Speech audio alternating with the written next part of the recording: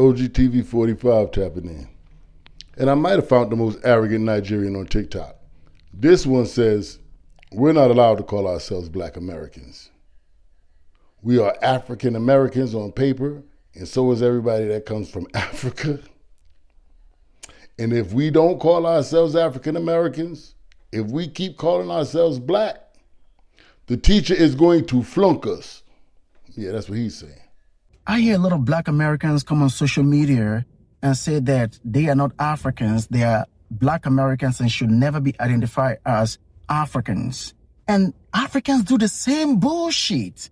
They come on social media and say that they are Africans and should never be identified as Black Americans. Are you all fucking serious? Do you all really think the white men see you any different from the both? Our official identity or status in America is African Americans.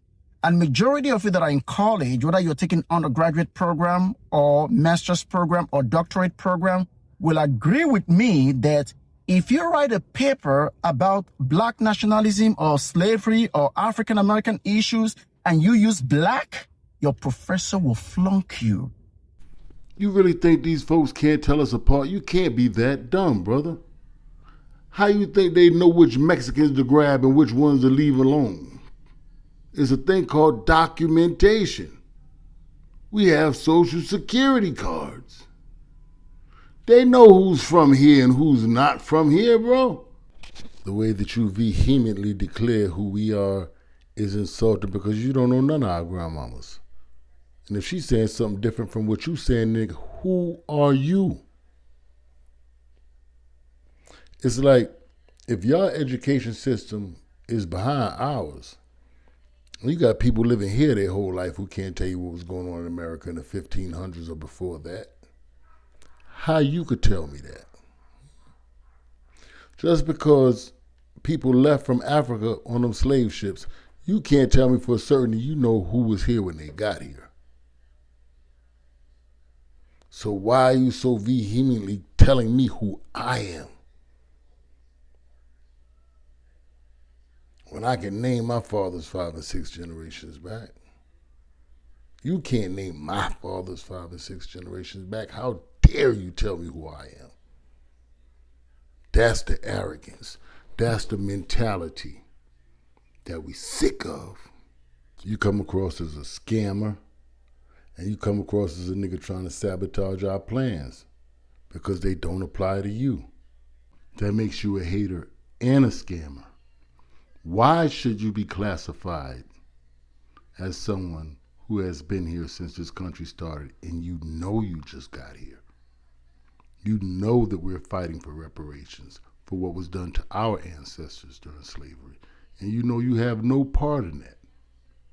So why shouldn't there be a fence between you and I? You know why, and you actually said it yourself. 3 things African men do that confuses Americans.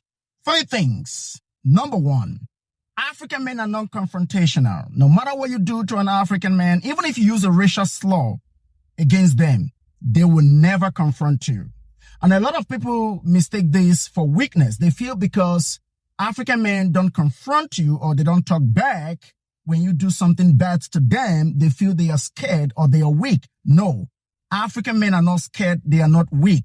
They only try to avoid confrontation. And especially when they find themselves in countries that is not theirs. In quote, in America, African man knows that America is not their country. So when you come with some issues, they try as much as they can to avoid that confrontation.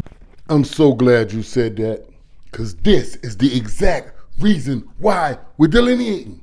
You see this shirt? It's from a movie by a Black American filmmaker named John Singleton. This guy right here in the middle, his name was Trey. When Doughboy had to go ride because they smoked his brother Ricky, Trey knew he didn't want any parts of that. So you know what Trey did? Trey got out the car.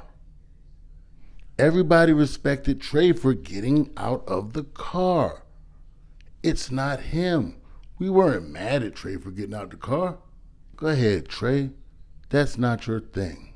We get it. But see, you want to be Trey and stay in the car. You can't stay in the car if you Trey.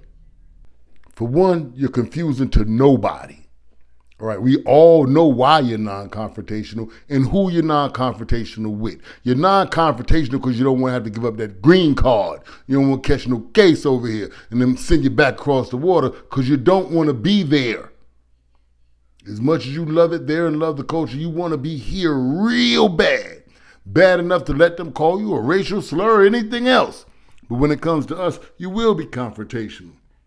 I done seen videos online of them big back women in the braiding shop getting real funky with them sisters.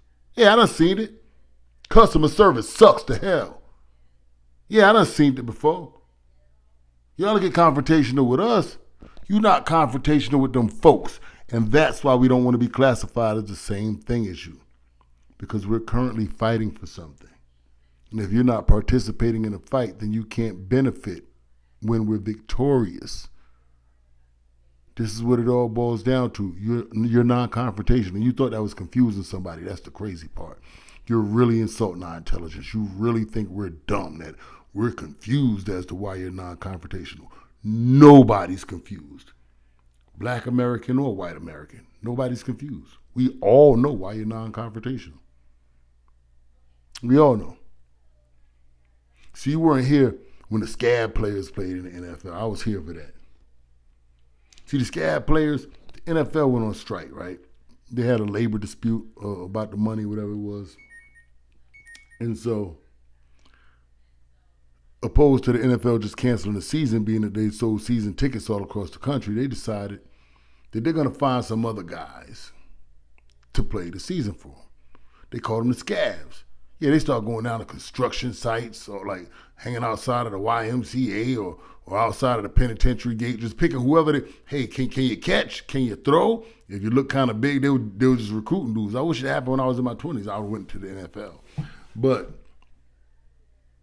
to them, right, they were just fulfilling their dreams. They were getting the opportunity of a lifetime. They were getting paid. They get to be on TV. It was the greatest thing in the world that ever happened to the scabs. But to the real players, they was looking at the scabs like they were real pieces of yeah. Because they're like, if you guys get out the damn way, these people will have to pay us. But as long as you're willing to play for a fraction of what we were getting paid for, then they still get to make their money and sell tickets. You know what ended up happening to the scabs? The people got tired of watching them drop passes and run in slow motion. They said, these ain't the same as the other guys. And you know what happened? The scabs had to go back home when the real players came back. Because the scabs didn't deserve to be there in the first place. They weren't the All-Americans in high school and All-Americans in college, no. The scabs rolled the bench in high school and got cut in college. Even though they wore the same uniforms, it didn't take too long for the people to be able to tell those are not the real players. You get it? You're a scab. And the reason we have to delineate from you is you're afraid to fight for what's right. You don't want any confrontation unless it's with someone the same color skin as you. The tribalism, we know about what goes on over there. It's all tribalism. All black people killing black people. That's all you will be confrontational with. See, you're scared to bust a grape in a fruit fight. You're scared to bust a fight in a disco. You talk spicy, but you cook mild. Y'all niggas wouldn't step on an escalator. You wouldn't pop corn in a microwave fight. You wouldn't slap a mosquito on your own neck. Only against somebody with the same color skin as you. We don't need that type of energy around. Were you even here for the LA riots after the Rodney King beating? Did you see what that brother Rodney Hinton Jr. did when he lost his son? Now, I'm not promoting or advocating any violence. I'm just letting it be known that I come from a resilient people and a people with a fighting spirit who's not just going to allow anything. We are not as afraid of the teacher as you are. Education apparently does not always equate to intelligence. And as far as that African American thing being our legal status, that's about to change soon. Because this argument done made it to politics.